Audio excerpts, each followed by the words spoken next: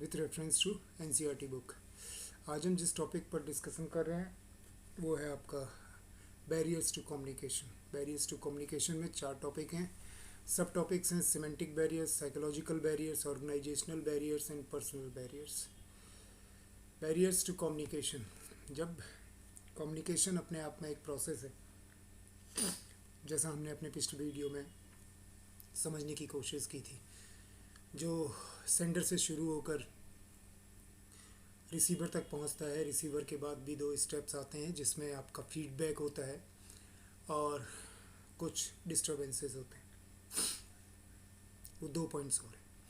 मोटा मोटा हम कह सकते हैं that is start from sender to receiver, right. तो इस पूरी प्रोसेस के बीच में कई बैरियर्स भी आते हैं, कई रुकावटें भी आती हैं, कई ऐसी परेशानियां आती हैं जिससे कम्युनिकेशन डिस्टर्ब हो सकता है या डिस्टर्ब होता है। वो कौन कौन से फैक्टर्स हैं जो एक कम्युनिकेशन को ख़राब करते हैं, एक कम्युनिकेशन को बिगाड़ देते हैं। कम्युनिकेशन का मतलब, जैसा हमने पिछले वीडियो में अपना डिस्कस किया था, it's a way to express, it's a way to communicate your feelings, your views, your ideas through different method. आप लिख के कर सकते हैं, ओरल कर सकते हैं, पिक्चर मैसेज से कर सकते हैं, सिंबल से कर सकते हैं। तो इट्स कम्युनिकेशन। इस कम्युनिकेशन के जो बैरियर्स हैं उनको हमने 4 पार्ट्स में डिवाइड कर रखा है।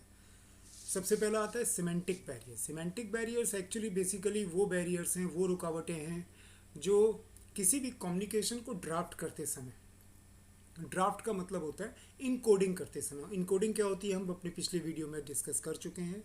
समझने के लिए अगर डिटेल में समझना है तो पिछला वीडियो आप एक बार देखिएगा।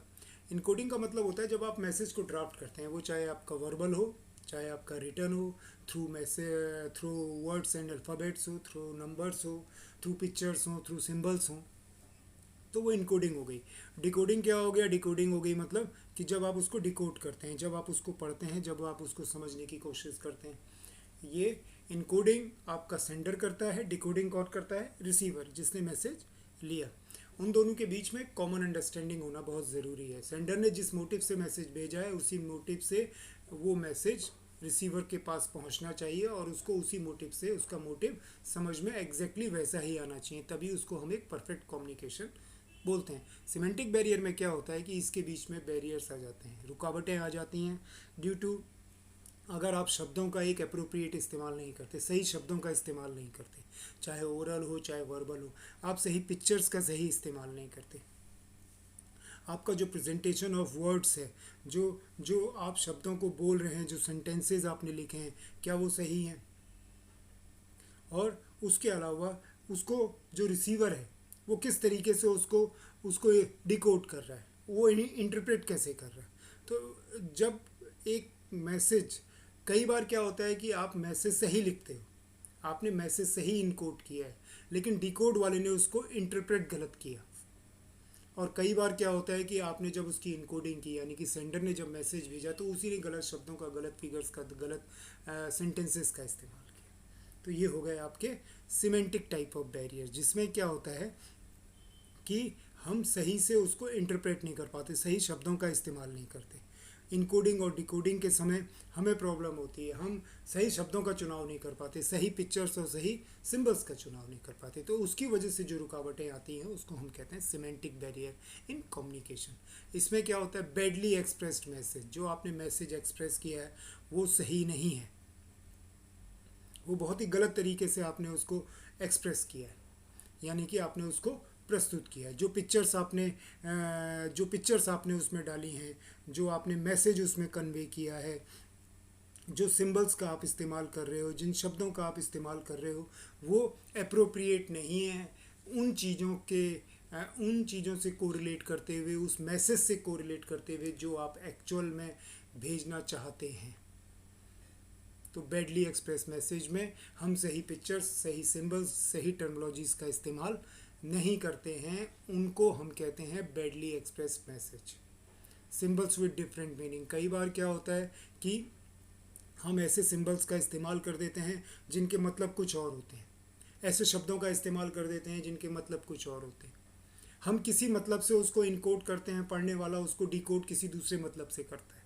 क्योंकि कई बार क्या होता है कि एक ही शब्द के कई मीनिंग निकलते हैं, एक ही शब्द के सेंटेंस और सिचुएशन के अकॉर्डिंग कई मतलब निकलते हैं।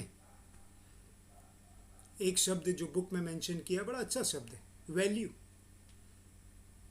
अगर उसको मैथमेटिकल टर्म्स में या इकोनॉमिक टर्म्स में कहे तो उसका मतलब आप कह सकते हैं द प्राइस, और उसको फिलोसॉफिकल या लिटरेचर की लैंग्वेज में अगर कहें तो वैल्यू का मतलब हो सकता है इम्पोर्टेंस।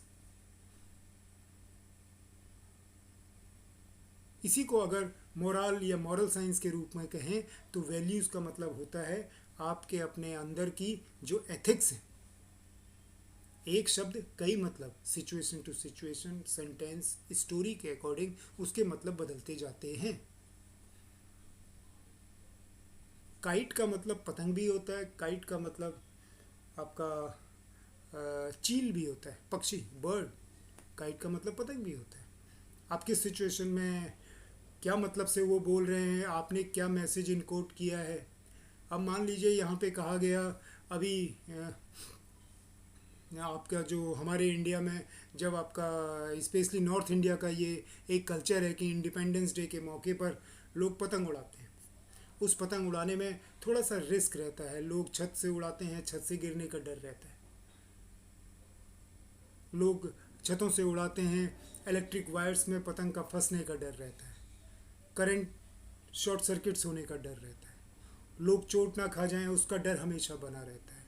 तो क्या होता है कि इंडिपेंडेंस से पहले गवर्नमेंट जो है, जो डिपार्टमेंट्स हैं, वो कई तरह के मैसेज फ्लोट करती हैं, न्यूज़पेपर में मैसेज देती हैं, आपका जगह जगह उन चीज़ों को बताती हैं, एडवर्टाइजिंग करती हैं, टीवी में मीडिया मैसेज आते हैं, आपका इंटरनेट पे मैसेज आते हैं, बिल बोर्ड्स लगाए जाते हैं, कई तरीके से मैसेज फ्लोट किया जाता है, कम्युनिकेट किया जाता है कि प्लीज़ पतंग उड़ाते समय आप ध्यान रखिए, आप छत से गिर सकते हैं, पतंग उड़ाते समय देखिए कहीं बिजली के तारों में पतंग ना उलझ जाए। तो वो कौन सा शब्द इस्तेमाल करेंगे? जिसने मैसेज भेजा उसने काइट शब्द का इस्तेमाल किया। अब समझने वाला क्या कह रहा है, यार मैं चील तो उड़ाता नहीं हूँ, फिर इससे बिजली के तारों का क्या, हाँ यार चील बिजली के तार में बैठ जाएगी तो हो सकता है तार टूट जाए, यार शॉर्ट सर्किट हो जाता होगा। चील कहीं छत से हम पे झपट्टा ना मार दे, हम छत पे हैं और ऊपर से चील उड़ती हुई आई और हम पे झपटेगी, हम दौड़ेंगे तो हम छत से गिर पड़ेंगे। आप समझ रहे हैं? काइट शब्द का इस्तेमाल हुआ, इंग्लिश में मैसेज था, और उसको इंटरप्रेट कैसे किया, किसी ने उसको पतंग के रूप में किया जो एग्जैक्टली मोटिव था उस मैसेज का, किसी ने उसको चील के रूप में इंटरप्रेट किया। तो इससे क्या हुआ, सिंबल्स विद डिफरेंट मीनिंग्स, आपने ऐसे शब्दों का इस्तेमाल किया जिसके डिफरेंट मीनिंग निकल रहे थे।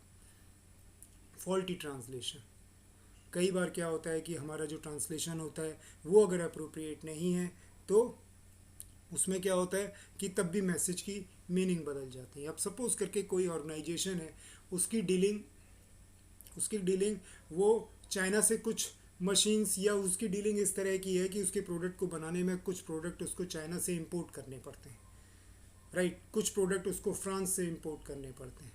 तो वहाँ से जो प्रोडक्ट आता है उसके साथ जो जो जो गाइडलाइंस आती हैं, उस प्रोडक्ट को कैसे इस्तेमाल करना है, उसका क्या यूज़ है, उसका क्या टेक्निकल स्पेसिफिकेशन है, या उससे रिलेटेड जो उसमें वीडियोस दिए रहते हैं वो चाइना वाले प्रोडक्ट में चाइनीज़ लैंग्वेज में है और फ्रांस वाले वीडियो में फ्रेंच लैंग्वेज में।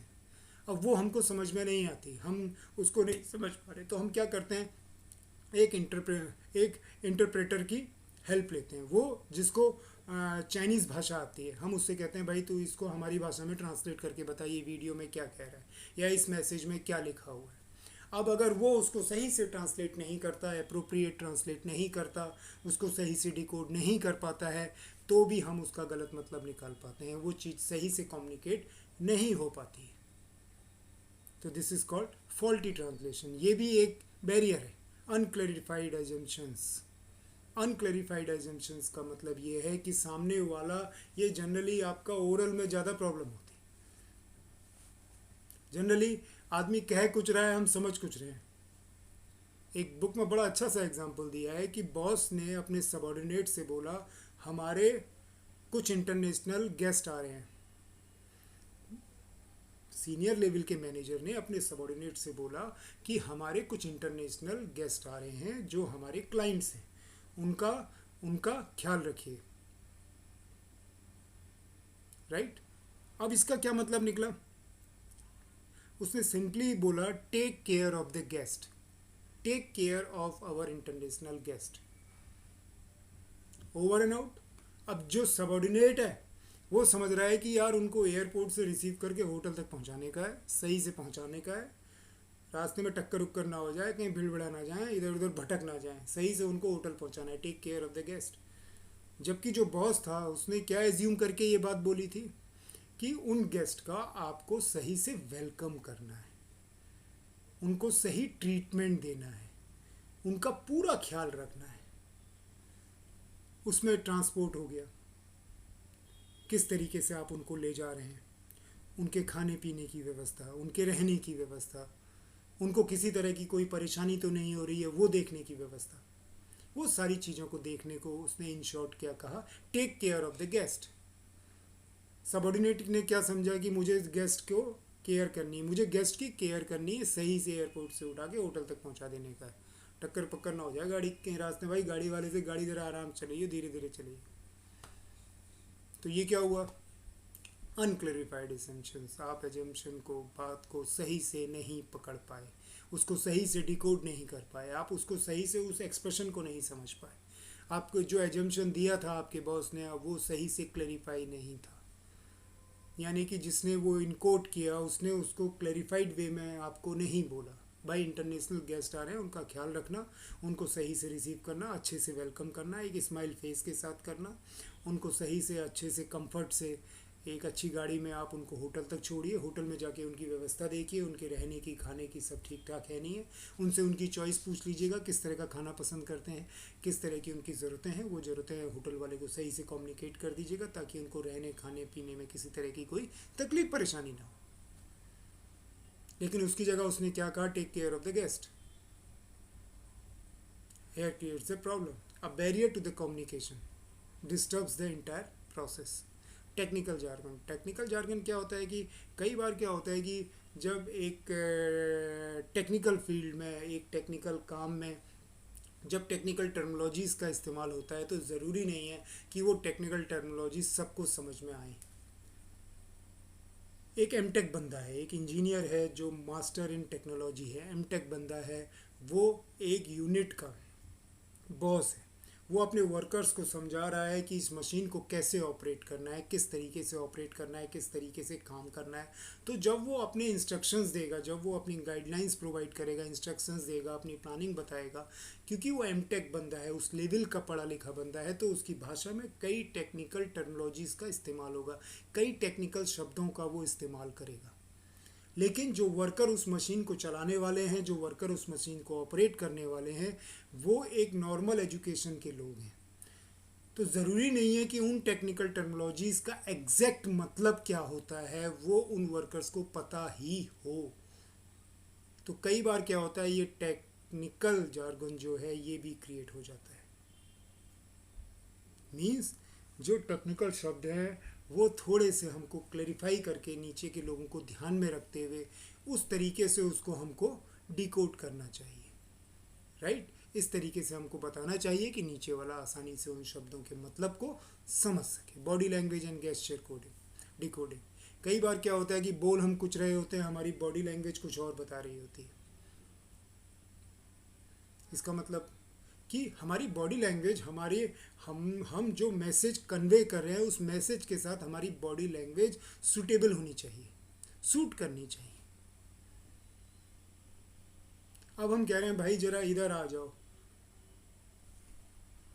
सही है। अब हम कह रहे हैं भाई ज़रा इधर आ जाओ, तो बॉडी लैंग्वेज जाने की कह रही है, शब्द आप कह रहे हैं आने के। मैंने ऐसे किया, इसका मतलब क्या है? इसका मतलब है what do you mean, what do you mean, इसका क्या मतलब हुआ? It's a type of question mark. लेकिन मैं कह रहा हूँ क्यों, क्या अच्छा लगा? नहीं, तो body language should match with the message that you want to communicate. आपकी बॉडी लैंग्वेज बहुत ज़्यादा ज़रूरी है कि जब आप ओरल कम्युनिकेट कर रहे हैं तो आपकी बॉडी लैंग्वेज उस सेंटेंसेस के साथ, उसके मोटिव के साथ, उस मैसेज के साथ मैच करनी चाहिए। ठीक है जी। इसके बाद आते हैं आपके साइकोलॉजिकल बैरियर्स। साइकोलॉजिकल बैरियर्स क्या हैं? साइकोलॉजिकल बैरियर बेसिकली ये हमारे मतलब हम किस तरीके से चीज़ों को इमोशनली लेते हैं, हमारा स्टेट ऑफ माइंड उस समय कैसा है, हमारा मेंटल स्टेटस कैसा है, वो डिपेंड करता है। कई बार हमारा मेंटल स्टेटस ऐसा होता है, हमारी मेंटल कंडीशन ऐसी होती है कि हम चीज़ों को सही से देख नहीं पाते, चीज़ों को सही से समझ नहीं पाते, कम्युनिकेशन को सही से पकड़ नहीं पाते। उसमें एक बैरियर के रूप में काम करता है हमारी साइकोलॉजिकल सिचुएशन, हमारी साइकोलॉजिकल कंडीशन। बुक में एक बहुत अच्छा एग्जांपल दे रखा है कि कोई आदमी एक मैसेज कम्युनिकेट कर रहा है, इनकोड कर रहा है, और वो उस समय झल्लाया हुआ है या परेशान है, और जो मैसेज रिसीव कर रहा है वो गुस्से में है। एक छोटा सा एग्जांपल देता हूँ। मैं गाड़ी से जा रहा हूँ और अचानक कुछ ऐसा इंसिडेंट होता है, अंधेरे की वजह से किसी कारण से अचानक मैं डिसबैलेंस होता हूँ और मेरी गाड़ी सड़क के किनारे किसी एक बैरियर से हल्के से टच कर जाती है, टकरा जाती है, मेरी गाड़ी रुक जाती है। अब मैं परेशान हो गया, यार मेरी गाड़ी लग गई, मेरी गाड़ी ठुक गई, मेरी गाड़ी का एक्सीडेंट हो गया, राइट। तो सबसे पहले मेरी ड्यूटी बनती है कि मैं इसकी information concerning department, police department को दूँ। तो मैं फ़ौरन 100 नंबर पे फ़ोन करता हूँ और पुलिस डिपार्टमेंट को फ़ोन करके बोलता हूँ, यार मेरी गाड़ी लग गई। क्यों? क्योंकि मैं परेशान हूँ। आप समझ रहे हैं? क्योंकि मैं परेशान हूँ तो मैंने क्या कहा, यार मेरी गाड़ी लग गई। वहाँ जो पुलिस वाला बैठा है जिसने वो फ़ोन रिसीव किया, जो आपकी कंप्लेंट ले रहा है, उसके साथ क्या सिचुएशन है कि वो गुस्से में है। इंस्पेक्टर साहब ने अभी हवलदार साहब की डांट लगाई है किसी बात पे, हवलदार साहब को गुस्सा आ रखा है, उसने फ़ोन रिसीव किया, हाँ भाई क्या बात है, अरे साहब मेरी गाड़ी लग गई। तो यहाँ से वो कह रहा है गाड़ी कहाँ लग गई, कहाँ चिपक गई, कैसे लग गई, मतलब ही बदल गए। There comes the barrier to the communication system. ये मैंने आपको जनरल एग्जांपल दिया। ऑर्गेनाइजेशन में भी ऐसा कई बार होता है कि एक एम्प्लॉई है, एक वर्कर है, वो अपने बॉस को एक फीडबैक दे रहा है, लेकिन बॉस जो है उस समय मेंटली डिस्टर्ब्ड है, वो उस मैसेज को सही से नहीं पकड़ पाता, झल्ला जाता है, परेशान हो जाता है, राइट। तो ये जो साइकोलॉजिकल बैरियर्स हैं ये भी कम्युनिकेशन में परेशानी पैदा करते हैं। इसमें सबसे पहले आ जाता है आपका pre mature evaluation. Pre mature evaluation का मतलब होता है कि बात को पूरी सुने बिना ही हम अधूरी बात से ही मतलब निकाल लेते हैं। हम इतनी जल्दीबाजी में होते हैं, हम जल्दीबाजी में नहीं होते, हमारा मेंटल स्टेटस इतनी जल्दीबाजी में होता है कि हम आधी अधूरी बात से ही पूरा मतलब निकालने की कोशिश करते हैं, उसमें हमें लगता है हम बात समझ गए, तब जबकि बात अभी पूरी कंप्लीट हुई नहीं थी, इंस्ट्रक्शंस अभी पूरे कंप्लीट हुए नहीं थे, गाइडलाइंस अभी पूरी कंप्लीट हुई नहीं थी। हमने आधा अधूरा सुन के ही, आधा अधूरा समझ के ही पूरी स्टोरी का ज्ञान अपने दिमाग में क्रिएट कर लिया। ये हमारी साइकोलॉजी है, ये सोच है, एक्चुअल फैक्ट नहीं है। तो ये भी अपने आप में कम्युनिकेशन में एक बैरियर पैदा करता है। जब हम बात को, इंस्ट्रक्शंस को, गाइडलाइंस को पूरा सुने बिना ही अपने अंदाज से उसको समझने की कोशिश करते हैं, उस कम्युनिकेशन को डिकोड करने की कोशिश करते हैं। प्रीमेच्योर, आपने उस सेंटेंस को पूरा होने नहीं दिया, उस प्लानिंग को पूरा होने ही नहीं दिया, आपने उन गाइडलाइंस, उन इंस्ट्रक्शंस को पूरा ही नहीं होने दिया, पूरा सुना ही नहीं, सही से देखा ही नहीं, समझा ही नहीं। एक पेज के इंस्ट्रक्शंस लिख के आए सर्कुलर के रूप में, आपने बड़ा बड़ा बड़ा करके हेडलाइन पढ़ी, हेडलाइन पढ़ के एक दो सेंटेंस पढ़े, आपने कहा यार समझ में आ गया, ये इसके पीछे की आगे क्या स्टोरी लिखी है। आपने एग्जैक्टली उसके कंटेंट को समझने की कोशिश ही नहीं की, उसमें कौन कौन से पॉइंट्स लिखे हैं उसमें पूरा लुक आफ्टर किया ही नहीं। प्रीमेच्योर अपने मन से एक इम्प्रेशन बना लिया, एक सोच बना ली कि हाँ इसमें यही लिखा होगा, वो चाहे ओरल वे हो चाहे रिटन वे हो। इससे भी आप जो है कम्युनिकेशन में एक बैरियर पैदा करते हैं, चीज़ सही से आप तक नहीं पहुंच पाती। सेंडर ने सही से उसको इनकोड किया था, लेकिन आपने उसको डिकोड प्रीमेच्योर इवैल्यूएशन के कारण आधा अधूरा किया, लैक ऑफ अटेंशन, आपका ध्यान नहीं है। आपका ध्यान घर की परेशानियों में है, बॉस क्या इंस्ट्रक्शंस दे रहा है आपका उस पर मन ही नहीं लग रहा है, ध्यान ही नहीं लग रहा है, तो आप काम के इंस्ट्रक्शंस को सही से समझ ही नहीं पाए। ये क्या हुआ? लैक ऑफ अटेंशन, आपका ध्यान नहीं था। आपका ध्यान कहीं था, काम आपको कहीं कहीं करना था, इंस्ट्रक्शंस आपको कहीं दिए जा रहे थे और आप सही से उसको कंसंट्रेट नहीं कर पाए।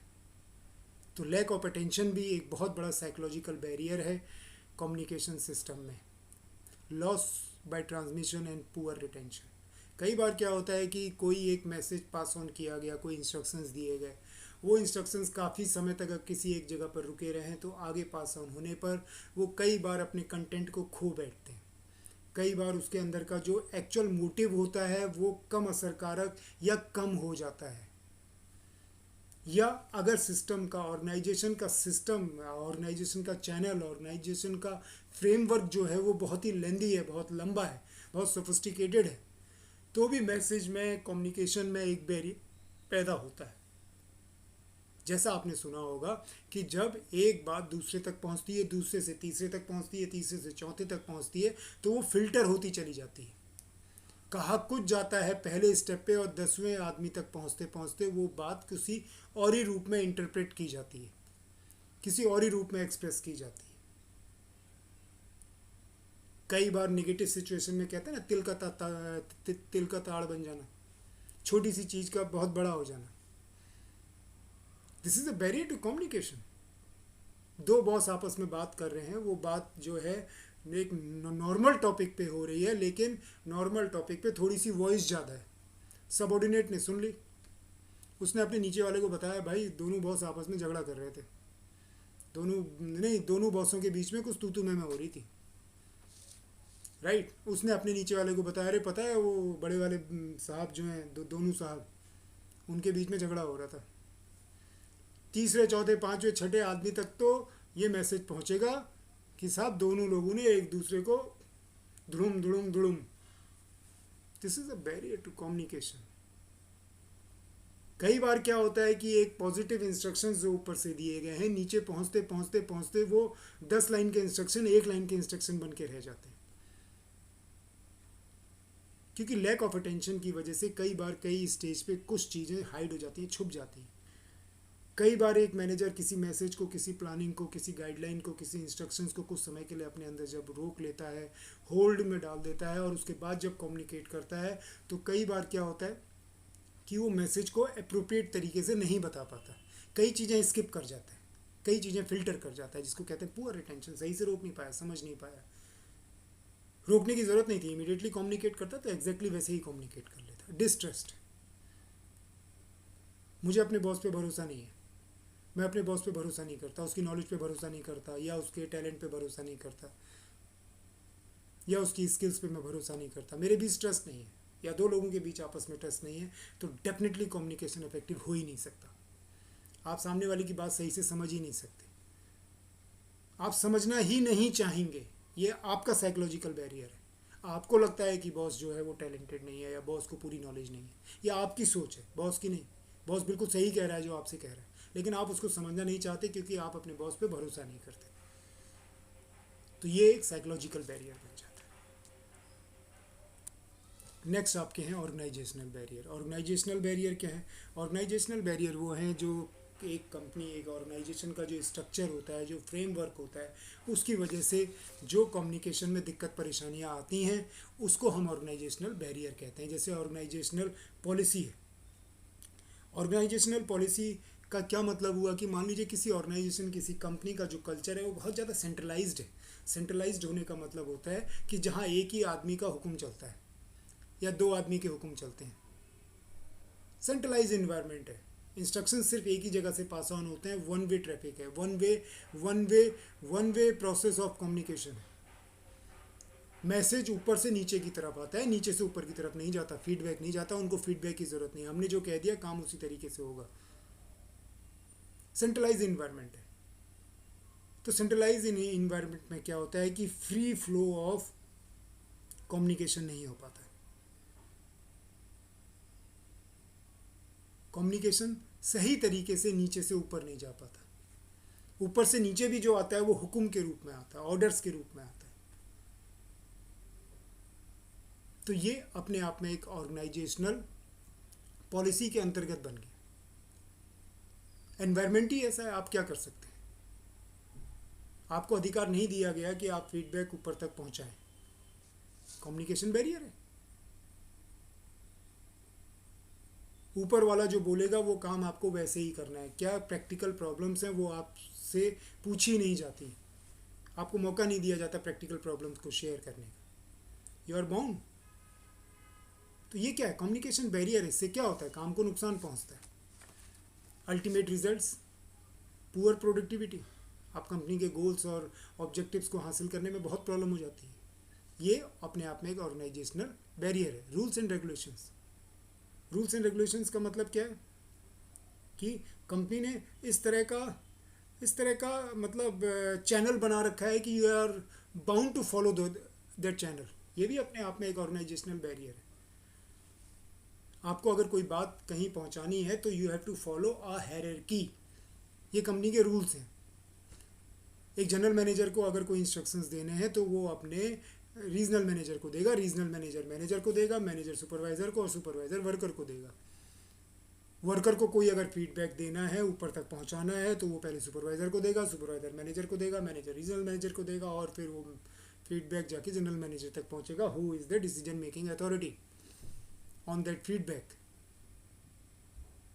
इससे क्या हुआ? कम्युनिकेशन बैरियर पैदा हुआ। चीज़ें लेंदी हो गई।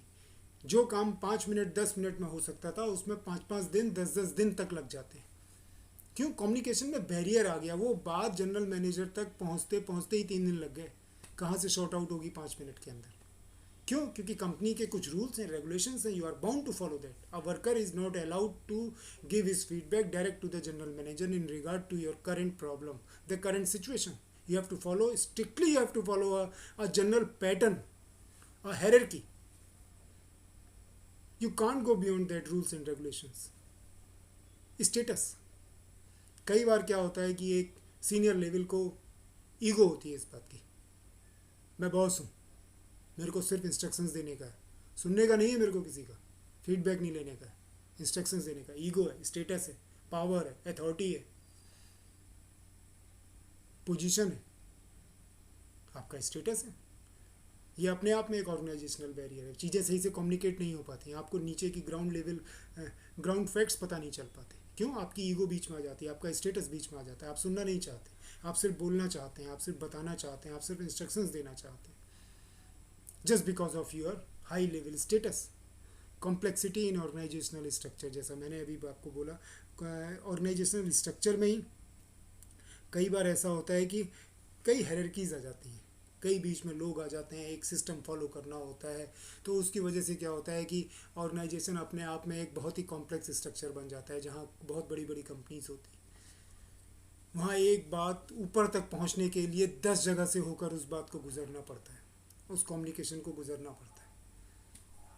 एक बात जनरल मैनेजर से मैनेजर तक आने तक अलग तरीके से ड्राफ्ट होती है, मैनेजर उसको नीचे सुपरवाइज़र तक लाने में दूसरे तरीके से ड्राफ्ट करता है, मैं सुपरवाइज़र अपने वर्कर्स को बताने के लिए उसको दूसरे तरीके से ड्राफ्ट करता है। तो ये जो ऑर्गेनाइजेशन की कॉम्प्लेक्सिटी है, ऑर्गेनाइजेशन को बहुत ही कॉम्प्लेक्स और उलझा हुआ बना देता है। उससे भी कम्युनिकेशन में बहुत बड़ा फ़र्क पड़ता है। It becomes a barrier to the communication system. Delay होता है, चीज़ें डिले हो जाती हैं, लेट हो जाती हैं, सही से समझ में नहीं आती। चीज़ें इतनी रैंडमली, कम्युनिकेशन इतना रैंडम होता है कि आप सही से पकड़ ही नहीं पाते कि वो एक्चुअली उसका कंटेंट क्या है, उसका मैसेज क्या है, उसका मोटिव क्या है। Organisational facilities. ऑर्गेनाइजेशनल फैसिलिटीज़ का मतलब कि वो कौन सी फैसिलिटीज़ हैं जिससे कम्युनिकेशन सिस्टम बढ़ता है।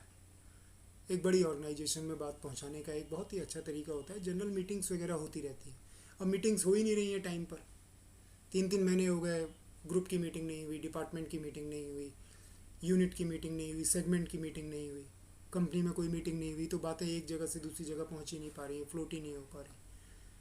सोशल गैदरिंग करता है कंपनी, सोशल गैदरिंग करते हैं ताकि बातें आसानी से, एक लिबरल माहौल बने, एक ऐसा माहौल बने जहाँ सब फ्रेंडली नेचर के साथ एक फ्रेंडली एनवायरनमेंट में गेट टुगेदर टाइप का किया जाता है, ताकि चीज़ें एक जगह से दूसरी जगह कम्युनिकेशन आसानी से पहुंच सके।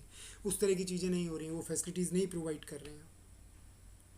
तो क्या वो मैसेज पहुंच ही नहीं पाते, सही से कम्युनिकेट ही नहीं हो पाती चीज़ें। कंपनी में किसी तरह का कोई सजेशन बॉक्स नहीं है कि कहीं पे कोई कमी लग रही है, कुछ कोई चीज़ों में किसी चीज़ में चेंजेस की ज़रूरत है, किसी चीज़ में इम्प्रूवमेंट की ज़रूरत है, तो कंपनी सजेशन बॉक्स लगा देती है कि ड्रॉप बॉक्स है, इसमें डाल दीजिए अपनी कंप्लेंट को, अपनी शिकायत को, अपने सजेशन को, इम्प्रूवमेंट्स को। है ही नहीं, वो फैसिलिटीज़ नहीं है, तो वो भी अपने आप में कम्युनिकेशन बैरियर पैदा करती है। इसके बाद आता है पर्सनल बैरियर। पर्सनल बैरियर हमारे खुद के पर्सनल एज ए इंडिविजुअल, जो हमारे अंदर का डर है, जो हमारे अंदर का खौफ है, जो हमारे अंदर की शर्म है, जो हमारे अंदर की झिझक है, जो हमारे अंदर की ओवर स्मार्टनेस है, ये सारी चीज़ें भी कम्युनिकेशन में एक बैरियर पैदा करती है। Fear of challenge to authority, एक डर कि मैं कैसे अपने सीनियर को ये बोलूं कि यार ये काम गलत हो रहा है, या ये जो इंस्ट्रक्शन आपने दिया ये ठीक नहीं है, ये जो प्लानिंग आप दे रहे हो काम करने की ये ठीक नहीं है। मैं कैसे अपनी अथॉरिटी, अपनी ऊपर वाले आदमी को चैलेंज कर सकता हूँ, अपने मैनेजर से कैसे कह सकता हूँ सर इसमें थोड़ा सा चेंज लाइए, इसको ऐसे मॉडिफाई कीजिए, पूरा गलत नहीं है बट थोड़ा सा अगर चेंज करेंगे तो ये एडजस्टमेंट चल जाएगा। डर लगता है आदमी को, मैनेजर साहब नाराज़ ना हो जाए, मेरा बॉस नाराज़ ना हो जाए, क्या सोचेगा, क्या एक्शन लेगा, मेरे अगेंस्ट कोई एक्शन ना हो जाए, या वो नाराज़ हो गए तो कहीं उस चीज़ की नाराज़गी कहीं दूसरी जगह ना निकाले। तो अथॉरिटी से जो एक डर है वो भी पर्सनली हमारे अंदर एक एक एक फील लाता है कि हमें सही से कम्युनिकेट नहीं करना। तो नेचुरल है, कम्युनिकेशन में अपने आप में एक बैरियर आ गया, सही फीडबैक नीचे से ऊपर नहीं जा रहा, जो बहुत ज़्यादा ज़रूरी है। ग्राउंड फैक्ट्स तभी पता चलेंगे जब नीचे से अपवर्ड डायरेक्शन में कम्युनिकेशन होगा। Lack of confidence of superior on is subordinate, कई बार सीनियर को ऐसा लगता है कि जो है वही है, वो अपने सबॉर्डिनेट्स पे भरोसा नहीं कर पाता, यकीन नहीं कर पाता, तो सही से चीज़ों को कम्युनिकेट नहीं कर पाता। उसको ये समझ में नहीं आता कि मैं नीचे वाले को कैसे समझाऊं, पता नहीं इसको समझ में आएगा भी या नहीं आएगा। क्यों? क्योंकि उसको कॉन्फिडेंट ही नहीं, उसको कॉन्फिडेंस ही नहीं है अपने नीचे काम करने वालों पे। जब आपको नीचे, आपके नीचे जो लोग काम कर रहे हैं वो किसी भी लेवल के लोग हों, किसी भी एजुकेशन, किसी भी बैकग्राउंड से लोग हैं, अगर आप उन पे विश्वास ही नहीं कर रहे हैं तो आप उनसे सही से काम कैसे ले पाएंगे? क्यों? क्योंकि आप चीज़ों को सही से कम्युनिकेट ही नहीं कर रहे हैं, आप सही से उनको प्लान नहीं बता रहे, सही से आप उनको गाइडलाइंस नहीं दे रहे हैं, उनको सही से इंस्ट्रक्शंस नहीं दे रहे। क्यों? क्योंकि आप उन पर भरोसा नहीं करते, कॉन्फिडेंस ही नहीं है आपको कि ये लोग कर भी पाएंगे या नहीं कर पाएंगे। आप खुद पे ही इतना ज़्यादा ओवर कॉन्फिडेंट है, या इतनी गलतफहमियाँ आपने अपने नीचे वालों को लेकर पाल रखी हैं। ये आपकी अपनी पर्सनल बैरियर है, ये इंडिविजुअल की खुद की सोच है। नीचे ऐसा नहीं है, नीचे काबिल लोग हैं, बहुत अच्छे लोग हैं, बहुत एक्सपीरियंस लोग हैं, सालों से इस कंपनी में काम कर रहे हैं, बट ये आपकी खुद की प्रॉब्लम है कि आप नीचे वालों पर यकीन नहीं कर रहे। कम्युनिकेशन में बैरियर आ गया। अनविलिंगनेस टू कम्युनिकेट, कई बार क्या होता है कि आदमी की इच्छा नहीं करती यार नीचे बतानी, नहीं बताते यार। लैक ऑफ प्रॉपर इंसेंटिव्स, सही से सैलरी नहीं मिल रही, सही से पैसा नहीं मिल रहा, जितना काम कर रहा हूँ उतना पैसा नहीं मिल रहा, तो अनविलिंगनेस टू कम्युनिकेशन भी हो जाता है उसी के साथ। पैसा आपको पूरा नहीं मिल रहा, आप ओवर टाइम 6 घंटे का कर रहे हो, आपको काट पीट के 4 घंटे का दिया जा रहा है, आपका मन मर गया, आपकी मोटिवेशन लेवल कम हो गया, आपकी एनर्जी लेवल कम हो गया, क्योंकि आपको इंसेंटिव्स पे, अलाउंसेस टाइम पे नहीं मिल रहे, सही से नहीं मिल रहे, पूरे नहीं मिल रहे। तो इसी का एक रीज़न बन जाता है अनविलिंगनेस टू कम्युनिकेट। कई बार आपका नेचर है, लापरवाही का नेचर है, जो इंस्ट्रक्शन आज की तारीख में बहुत इंपॉर्टेंस रखता था, बहुत ही ज़्यादा इंपॉर्टेंट था एक सर्टेन लेवल के गोल और टारगेट को अचीव करने के लिए, उसको आपने आज नहीं दिया, क्योंकि आपका नेचर लेजी नेचर है, आप आलसी आदमी हैं। ये आपकी पर्सनल प्रॉब्लम है। वो इंस्ट्रक्शन आप कल दे रहे हैं, कल तक तो वो काम खराब हो चुका है। तो unwillingness to communicate and lack of proper incentives, सही से पैसा नहीं मिल रहा, पूरा पैसा नहीं मिल रहा, टाइम पे पैसा नहीं मिल रहा, जितना मिलना चाहिए उतना नहीं मिल रहा, इससे भी कम्युनिकेशन में एक पर्सनल बैरियर पैदा होता है। तो ये हो गए हमारे overall barriers in any organisation.